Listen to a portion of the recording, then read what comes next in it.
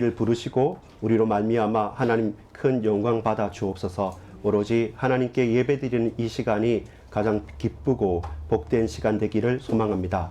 두고 온 가정들과 현장과 모든 만남과 사건들 속에서 하나님의 말할 수 없는 은혜와 크고도 놀라운 계획들이 하나하나 성취되어질 수 있는 복된 만남과 사건이 되게 하시고, 무엇보다 그 말씀 속에서 우리 인생이 밝히 보여지길 원합니다. 내 뜻대로 나 자신이 왕이 되는 것이 아니라 하나님 말씀에 순종함으로 나의 주 대신, 나의 만왕의 왕 대신 예수 그리스도만 높이는 우리 일생을 살 수 있도록 주님 붙들어 주옵소서.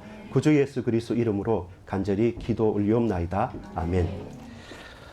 여러분 반갑습니다. 오늘 이날 우리가 함께 예수 그리스도 이름을 높이고 찬양하고 기도하고 예배드릴 수 있는 복된 날이 열려졌음을 감사드리고 또 하나님께 찬양드립니다.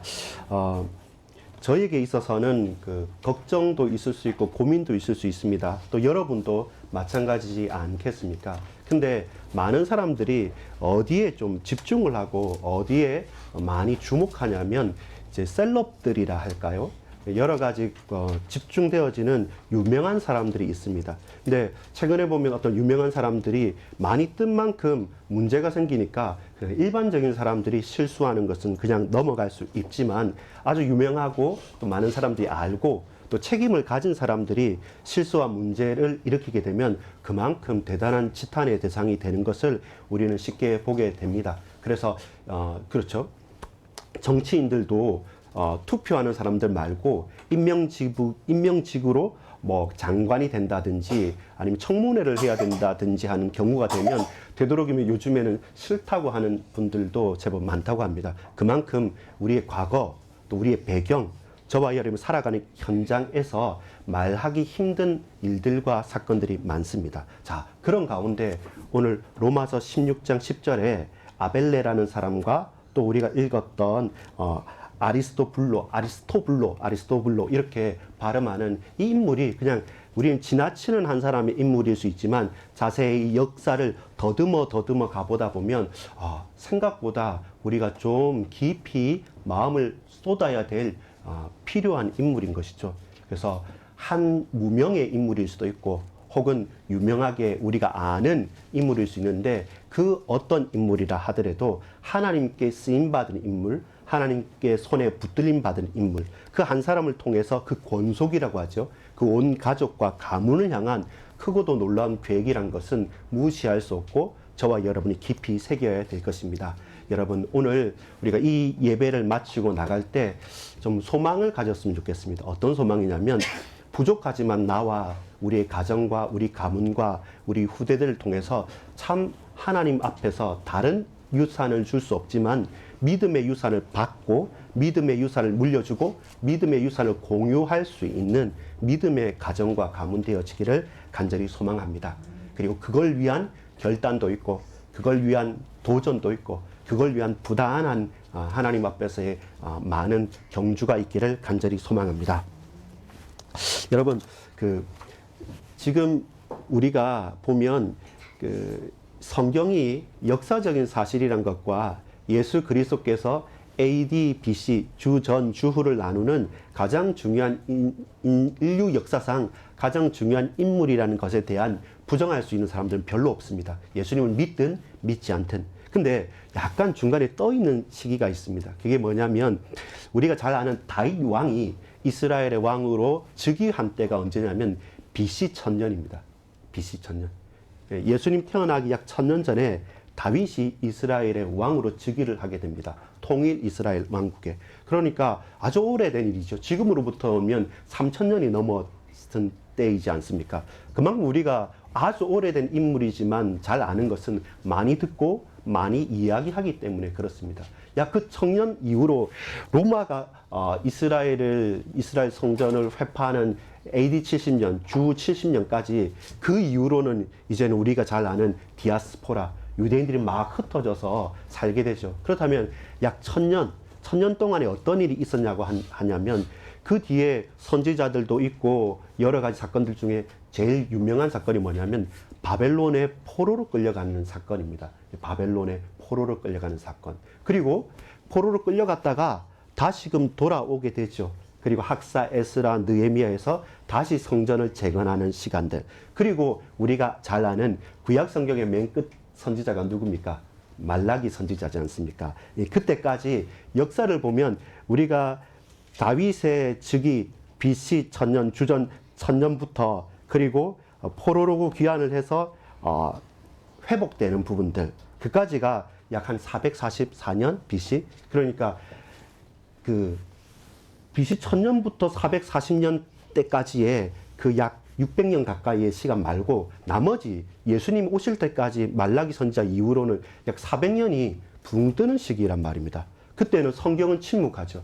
구약 성경은 그 전부터 약 440년 정도까지가 나오고 다시 예수님이 오신다는 사건을 누구로부터? 세례 요한으로부터 나타나지 않습니까? 그리고 본격적으로 나타난 것은 예수님이 공생이 시작하는 AD 약 30년 이후로부터 34년, 30년 이 정도 어간입니다. 그 이후로부터 400년 정도가 붕 떠 있는 시기가 있습니다. 그게 신구약 중간기라고도 하고 그것이 제2성전기라고도 합니다. 왜냐하면 바벨론에서 포로로 끌려와서 이제는 성전을 새로 짓지 않습니까? 수룹바벨 성전은 새로 짓고 그 새로 지었던 두 번째 성전이 무너지는 시기가 AD 70년 로마에 의해서 티토 장군에 의해서 완전히 예루살렘이 회파되는 그 시기까지가 약 400년이 좀 넘는 시기가 되는 거죠. 자, 그렇다면 그 시기를 놓고 저와 여러분이 조금 생각해 볼 내용이 있습니다. 자, 오늘 바로 이제 우리가 알지 못하는 약 신구약 중간기 속에서 역사에 성경에 침묵하는 그 시기를 지나고 나서 바울이 이제는 복음을 전하고 나서 각각의 인물들에 대해서 인물평을 한 것이 아니라 뭘 했냐면 인사를 하는 겁니다.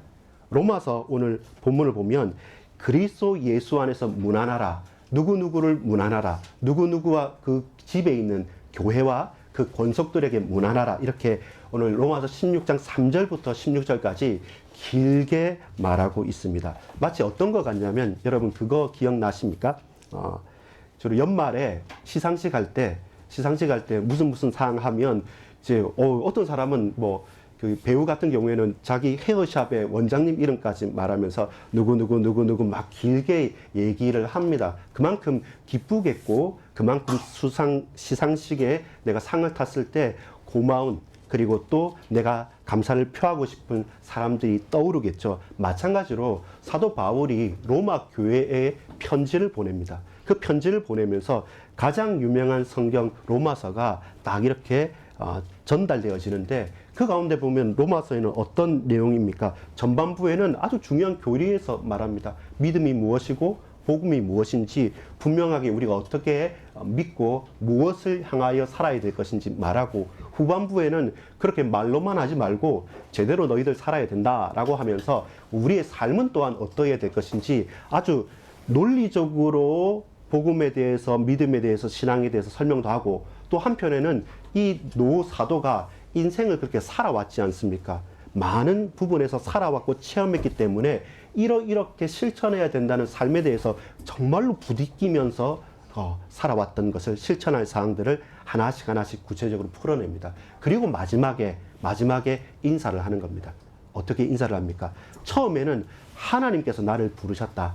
하나님께서 나를 세우셨다. 이렇게 만삭되지 못한 자를 하나님 불러주셔서 사도로 보내셨다. 그리고 한 번도 로마 교회에 가보지 않았지만 당신들을 향해서 내 마음에 애끓는 마음이 있고 몇 번씩이나 가고자 했는데 계속 문이 막혔다. 그래서 먼저 이 편지를 보냅니다.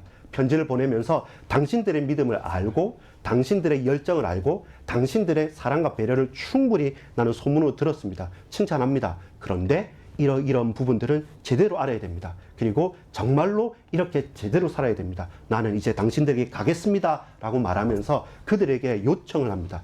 어떤 요청이냐면 곧 로마 교회, 로마를 거쳐서 어디로 가냐면 그 당시의 땅끝인 스바냐, 스페인 땅으로 갈 건데 그 갈 때 함께 후원해 주십시오. 함께 동역해 주십시오. 함께 같이 갑시다라는 미션을 가지고 그것을 전달하는 가운데 이제 약 26명이나 되는 개인에 대한 이름을 호명하는 겁니다. 이름을 부르는 겁니다. 무슨 이 대종상 영화제 주연상도 아닌데 하나하나 하는 게 개인 이름이 26명이 나옵니다. 그리고 두 가문에 대해서 말을 하고 있고요. 그리고 또 각각 그 지역에 있는 그 집에 있는 교회들에 대해서 다양하게 말하면서 무난합니다, 인사합니다 라고 고백을 하는 거죠. 아주 긴 인사의 목록입니다. 그리고 그 속에서 어떤 중심이 있냐면 그 26명 개인을 그냥 허투루 그냥 입에 발린 말로 누구 이렇게 말하지 않고 한 명 한 명에 대한 무엇을 말하냐면 여러 가지 별명들에서 말합니다. 사랑받는 자, 내 목, 나를 위해 자기 목이라도 내놓을 자, 내 권속들, 나의 식주인, 나의 부모님, 내와 함께 고난을 받은 자, 어떤 한 개인도 사실 같이 만났던 사람도 있고 아직 한 번도 보지 못한 사람도 있는데 그 개인에 대한 관심과 배려와 그를 향한 뜨거운 기도 속에서 이미 영적으로 소통이 되어졌던 것이죠. 그래서 필로, 그래서 기록으로, 그래서 구두로 그 개인과 가문들을 호명하면서 당신은 이런 사람이지 않습니까? 당신을 위해서 이렇게 기도하고 있습니다. 나를 위해서 이렇게 기도해 주십시오. 또 이런 사람들은 어떻습니까? 라는 안부와 인사가 길게 26명이나 개인을 말하는 것입니다. 또한 그 개인이 그 마음대로 흩어지는 것이 아니라 자기 마음속에 담겨 있는 사람이고 내 속 깊이 품어져 있는 사람이기 때문에 눈을 감으나 눈을 뜨나 하나님의 사람으로서 그 개인들이 바울에게는 깊숙이 담겨져 있는 것이죠. 예수 그리스도를 향한 끓는 심장이 있었고 또한 죽기까지 예수님께서 나를 만삭되지 못한 나를 핍박자였던 나를 변화시켰던 것처럼 많은 소문들이 있거든요. 대다수의 사람들이 누구인지 압니까? 이방인들이에요. 또 대다수의 사람들이 누구인지 압니까? 노예들이에요. 또 대다수의 사람들은 약 3분의 1 정도는 뭐냐면 왕족과 또 유력한 사람들입니다. 어떻게 보자면 노예하고 황족하고는 같이 목록에 오를 수도 없고 같이 동선이 겹치지도 않습니다. 그 중에서 또 유대인들의 입장에서는 이방인은 아무리 잘났어도 그냥 무시하거나 또 같이 겸상을 하지 않는 사람임에도 불구하고 이 인물 하나하나를 해보면 여러분 이방인들이 3분의 1이고 그 중에 유대인들 중에서 여자들 있지 않습니까? 이름을 말하지 않았어요. 지금도 마찬가지예요. 누구누구 엄마, 누구누구 아내, 뭐 그냥 이름도 말하지 않습니다. 김지사님, 이지사님으로 할 수 있는데 지금 바울은 제일 먼저 로마서 16장 1절 2절에 청구한 사람이 누군지 압니까? 가장 중심된 인물은 여집사 베베였습니다. 이 베베는 여러분 한번 생각해 볼 필요가 있는데요. 이 여집사 베베는 거의 바울과 같은 급으로서 동역자로 인정을 받은 사람입니다. 이 로마서를 가지고 지금 에베소나 각각 이제 감옥소에서 이 편지를 보내려고 한다면 어떻게 해야 되냐면 그냥 쉽게 그냥 지금처럼 뭐 걸어가는 것도 아니고 차 타는 것도 아니고 다른 교통편이 있는 것도 아니고 종들을 데리고 그 양피지를 말아가지고 그 노잣돈을 가지고 같이 가마 타든지 뭘 타든지 그 긴 세월을 배를 타든지 육로든지 산을 가든지 계속 가야 돼요. 몇 달이 걸리는 가운데 종을 데리고 먹을 것을 다 조달해 가면서 노잣돈을 가지고 갈 수 있는 사람은 웬만한 부를 가지고는 불가능하죠. 근데 그걸 누구에게 말했냐면 여집사 베베에게 전적으로 맡기고 또 이 베베에 대해서 로마 교회 성도들에게 나와 같이 영접해라고 했던 것이고 또 혹 이 글에서 모르는 거는 이 베베가 풀어줄 거다. 그 사정을 알려줄 거다. 하고 해서 두기고처럼 베베도 그 역할을 가장 크게 감당했던 사람이고 바울에게 있어서는 로마와 스페인, 서바나에 가는 그 사역이 내 인생의 마지막 미션이었기 때문에 이것을 아무에게나 맡기진 않습니다. 여러분 유니아나 베베나 9명 정도의 여자 이름, 여성의 이름이 나옵니다. 그리고 대다수 아나니아 삽비라가 아니라 여러분 많은 대다수의 인물 중에서 이 여성들, 여기에 나오는 여성들은 남편보다 앞서서 이름을 적습니다. 그래서 주도권과 그 우선권이 그 아내들에게 또한 있는 것이죠. 이것처럼 다양한 사람들이 있습니다. 다양한 여러 사람들에게 한 명 한 명 개인을 표현하고 또 고백하고 그리고 또 중심을 토로하는 가운데 그들을 부르고 호명하는 것이죠. 여러분, 우리가 저와 여러분이 한 중요한 전도자나 혹은 내 마음과 생각을 쏟을 수 있는 동역자에게 이 사람을 생각할 때마다 그 사람 이름을 부를 때마다 불편하거나 혹은 가시와 같은 이웃입니까? 아니면 우리가 누구에게 불려지는 이름이, 또는 우리가 부르는 그 이름이 내 인생에 보고 또 보고 싶고 중심과 마음과 모든 것이 통하는, 그 이름만 생각해도, 그 음성만 들어도, 그 얼굴만 내 떠올려도 기쁨이고 충만해서 모든 것을 다 내어주고도 남을 만한 아깝지 않는 인생입니까? 그게 우리가 살아간 인생이고 우리의 계산서인 것입니다. 잘 살았다 못 살았다는 우리가 남기는 유산에 있는 것이 아니라 동역자에게 내가 어떤 사람으로 기억되고 기억될 수 있고, 또한 나는 그를 어떻게 기억하느냐, 이것이 우리에게 인생을 살아가는 중요한 기준이 되는 겁니다. 그런 의미에서 바울은 기억할 사람이 많았습니다. 얼마나 많은 핍박과 얼마나 많은 고통을 받았음에도 불구하고 그들보다는 내가 사랑하고 사랑받고 중심을 나누고 복음을 전할, 복음을 누릴 그 개인들이 더 많이 기억되는 것입니다. 여러분, 우리 어떤 목록에 올라가야 합니까? 올라가고 싶습니까? TV를 또 신문을 화려하게 장식하는 범죄자, 혹은 또 문제의 인물로 또 많은 사람들이 입방아에 오르내리는 그런 뒷담화의 주인공으로 과연 우리는 올라야 됩니까? 아니면 저와 여러분은 그리스도의 제자로 혹 무명이라 할지라도 누구누구와 함께 오늘 이 용인 지역에서 반석교회 권속으로 우리가 함께 신앙생활하면서 부족하지만 그분은 믿음이 있었지, 연약하지만 그가 끝까지 인내하면서 하나님의 언약을 붙잡고 그 가정과 가문을 위해서 간절히 기도했지라고 하는 기도의 사람으로, 말씀의 사람으로, 참 전도자로, 참 복음의 사람으로 기억되고 싶습니까? 그 어떤 사람으로 기억되고 싶습니까? 이것이 첫 번째 질문입니다.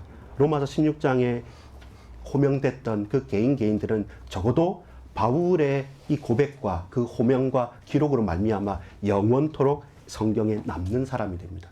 스쳐 지나가는 한 사람이 아니라 영원히 남는 사람이 됩니다. 저와 여러분이 그러하기를 간절히 소망합니다.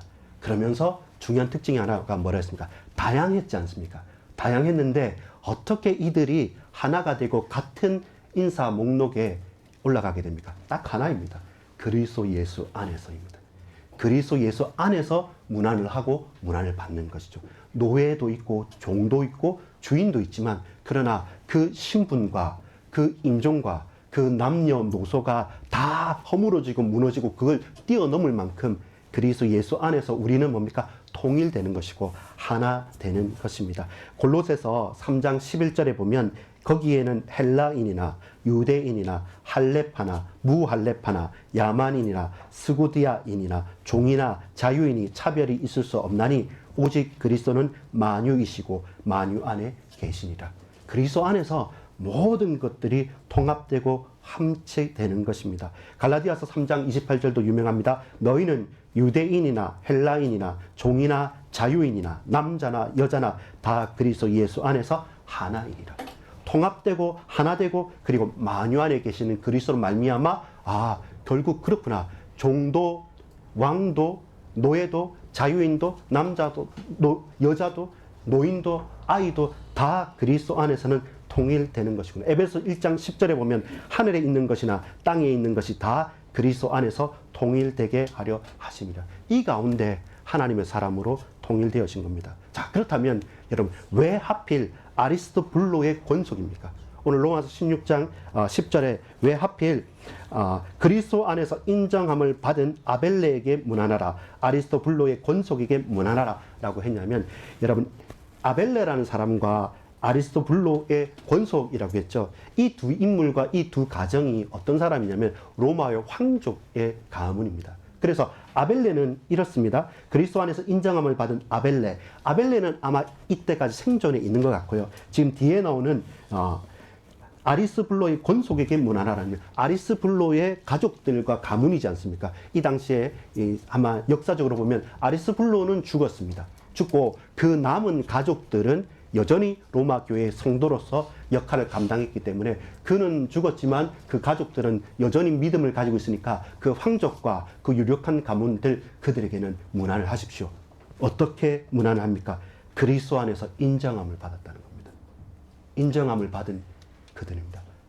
다른 사람이나 황족이니까 인기가 있어서 인정함을 받은 것이 아니라 그리스도 안에서 인정함을 받게 된 사람이라고 합니다.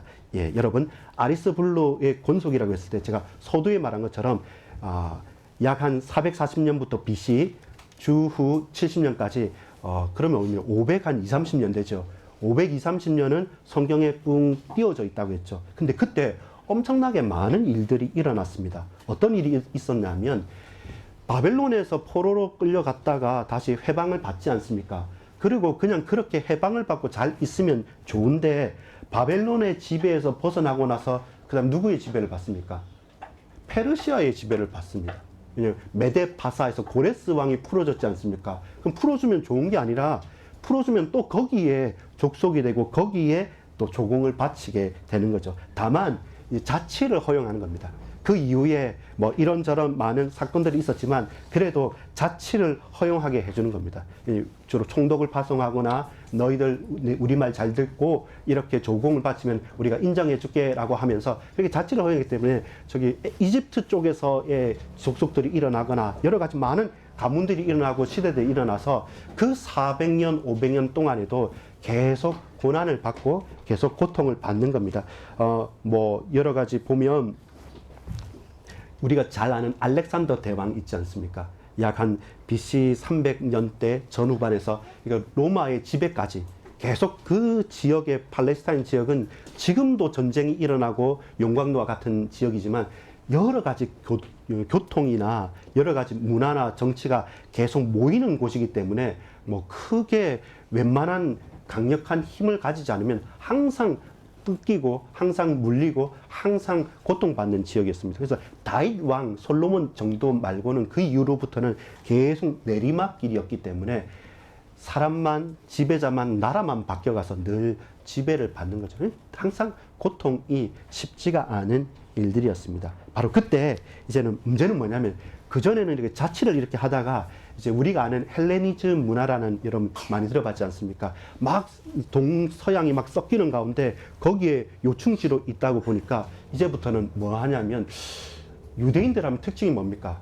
성전이잖아요. 지금도 그 성전을 중심으로 하지 않습니까? 성전에서는 뭐 합니까? 제사 지내고 예배 드려야 되지 않습니까? 근데 성전 제사 금지. 왜냐하면 우리가 황제고 우리 신을 믿으라. 우리의 부분들에 따라라 하면서 그러면서 또 유대인들의 또 특징이 뭡니까? 남자들은 할례하잖아요. 그 금지. 그리고 율법이 있지 않습니까? 십계명이 있지 않습니까? 금지. 안식일 왜 너희 안식일 따로 너희들 쉬어? 아니 일해. 우리가 시키는 데는 그날 일하고 우리가 쉬라면 그날 쉬지 너희 마음대로 하지 마. 이렇게 하면서 나라와 정권과 왕조가 바뀌고 지배권이 바뀌면서 처음에는 어느 정도 자치를 하다가 그 다음에는 야 우리 이 헬레니즘 좋으니까 우리 거 따라해. 우리 옷 좋고 우리 문화 좋으니까 너희들 너무 그렇게 율법적으로 딱딱하게 하지 말고 같이 좀 좋게 타락하자라고 하고 좋은 쪽으로 이렇게 막 문화로 하다가 나중에는 더 가서 이제 뭐냐면 그냥 너희들 우리 옛날에 창씨 개명하고 이름 바꾸고 일제 식민지 된 것처럼 모든 정책이 식민지 정책으로 다 바꾸어서 있는 겁니다. 그때가 어느 때냐면 그 벙 뛰어있던 약 400~500년 시기입니다. 근데 그때 영웅이 나타났어요. 어떤 영웅이 나타났냐면 이제 마카비 전쟁이 있습니다. 마카비 전쟁이 뭐냐면 중간에 이제 하나의 영웅적인 인물이 나타나가지고 우리 이렇게 하면 안 된다. 더 이상 우리는 살 수 없다라고 해서 중간에 이제 전쟁을 일으킵니다. 약 한 100년대, 170년 전을 중간쯤에. 그러면서 봉기를 해서 그때 당시 어떤 일이 있었냐면 우리도 일제치하이 때 독립운동을 했지 않습니까? 근데 막상 독립운동이 우리 힘으로 독립을 쟁취한 게 아니고 어떤 것입니까? 그 히로시마 나가사키에 핵폭탄이 떨어져 가지고 2차 대전이 끝남으로 말미암아 자동적으로 우리는 해방을 받은 거지 않습니까? 마찬가지로 그때 마카비 전쟁 자체에서 보면 그 안에서 독립전쟁도 일어났지만 바깥에서도 또 여러 가지 큰 정책들이 바뀌는 가운데 있기 때문에 그걸 지배하고 있었던 그 왕조가 내후 외환이죠. 안에서도 갈등이 일어나고 밖에서는 로마가 막 치고 올라오니까 그때서는 어쩔 수 없이 타협하고 항복하면서 마치 그 자력으로 쟁취한 것처럼 마카비 왕조가 이렇게 세우게 된 거죠. 그러면서 유대인들은 진짜 사기가 뿜뿜 올라간 겁니다. 우리가 쟁취해냈다 라고 하면서 그들은 큰 힘을 얻게 됐습니다. 그 사람들이 누구냐면 하스몬 가문이었어요. 이제는 그 주로 여러분 고려말 조선 초처럼 여말 선조처럼 뭐 성리학이 된다, 불교가 된다, 뭐가 된다, 정권이 바뀔 때마다 중요한 사상들이 하나씩 일어나는데 그 가문이 하스몬 가문이었습니다. 이렇게 있는데 이렇게 이제 유대인들은 유대인들 나름대로 우리 선민이고 힘을 얻었다 하는데 절대로 막을 수 없는 이 인류 역사상 최고의 나라가 나타나죠. 그 나라가 어느 나라입니까? 우리도 잘 아는 로마입니다. 그래서 로마의 멸망을 당하게 되는 것이죠. 그래서 이제는 로마의 속국이 되는 거죠. 그때 이제는 그 가운데서 누가 오셨냐면 세례 요한이 왔고 예수님이 태어나신 겁니다. 우리가 마태복음 2장 1절과 3절을 읽었던 헤롯 대왕이 누구냐면 바로 이 당시에 수완이 좋았던 자기의 안티파테르라고 하는 헤롯 가문의 시조가 있었습니다. 이 사람 우리가 좀 기억해야 될 사람인데 왜 그러냐면 이 사람은 에돔 족속입니다. 이둠의 사람. 에돔 족속이 누구냐면 여러분 에서 알지 않습니까? 야곱과 에서. 에서는 형이었고 야곱은 동생이었습니다. 그런데 야곱은 하나님이 사랑하시고 에서는 미워했다고 했죠. 그래서 에돔 족속의 조상은 에서입니다. 그리고 끝까지 이스라엘의 역사상에서 계속 이스라엘을 괴롭혔던 사람이고 결국 바벨론의 포로로 끌려갈 때 바로 예루살렘을 함락시키는데 최고로 도움을 줬던 게 누구냐? 에돔 족속이에요. 같은 조상인데 늘 가시와 같고 늘 괴롭혔던 사람이 에돔 족속입니다. 근데 이 에돔 족속의 후손인 헤롯이 이스라엘의 왕이 돼버린 겁니다. 도저히 말이 안 되는 말인데 왜 그러냐면 이 로마 황제가 등극하면서 그 앞에 줄을 서고 그들에게 경제적으로 지원을 했던 큰 거상이었던 안티파테르가 왕이 되고 그리고 그 자손들이 헤롯 자손으로 계속적으로 연결되어 자고 있는 겁니다. 마태복음 2장에서 보면 헤롯 왕이 나타나고 우리가 신약 성경을 읽어보면 계속 헤롯이 너무 많아요. 근데 세 가지만 기억하면 됩니다. 따라합시다. 할아버지 헤롯 대왕, 아들 분봉왕 헤롯, 손자 유대왕 헤롯. 왜냐하면 헤롯인데 헤롯 대왕이 예수님이 태어난다 했을 때 동방박사가 왔을 때 남자는 그 소문을 들은 대로 해서 좌우로 해서 몇 년 상간에 다 죽이라고 하면서 남아살해령을 내렸던 그 헤롯이 헤롯 대왕 헤롯 1세인 겁니다. 그리고 그 이후에 계속적으로 어떤 일이 있냐면 그 이후에 헤롯 아켈라오라고 하는 아들이 있는데 그 아들은 너무 극심한 폭정을 해서 그 아들 중에서 몇 명을 나누어서 줍니다. 원래는 아켈라오한테 헤롯 대왕 할아버지 헤롯이 자기 아들에게 이어주려고 했는데 그 아켈마오가 너무나도 폭정을 이렇게 합니까? 또 다른 아들들끼리 같이 이제 님이랑 내미락 하면서 나라를 이렇게 찢은 겁니다. 찢어가지고 분봉왕이랑 한 거죠. 영주처럼 세 군데로 이렇게 찢어놨던 거죠. 찢어놔서 그렇게 다스리게 했기 때문에 그 가운데서 여러분 예수님이 잡히셔가지고 이리 가고 저리 가고 요리 가고 저리 가고 했던 게 뭐냐면 그 당시에는 서로 나누어졌던 왕인 겁니다. 그리고 또 여러분 사도행전 12장에 보면 또 헤롯이 옵니다. 헤롯이 하나님께 영광을 돌리지 않으므로 충이 먹어서 죽는다고 했죠. 그 헤롯 왕은 누구냐면 손자 헤롯 왕입니다. 손자 유대 왕이죠. 이렇게 복잡한 왕조가 계속되어지는 가운데 있죠. 그런데 여러분 그 가운데 오늘 읽었던 본문에 아리스토볼루가 누구냐면 손자 헤롯에 해당되는 겁니다. 여러 많은 가문이 있고 여러 많은 사람들이 있는데 이 당시에 헤롯 아그리파 1세라는 손자 유대 왕이 죽었습니다.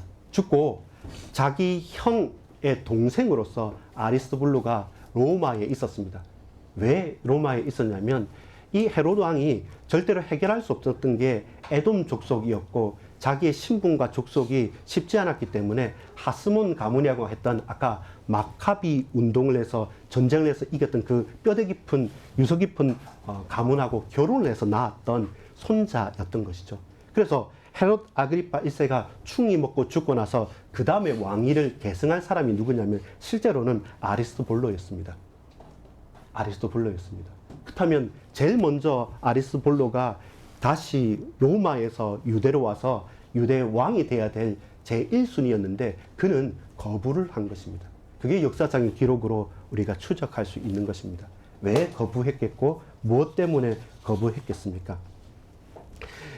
누가 왕이 되느냐는 문제인 것이죠.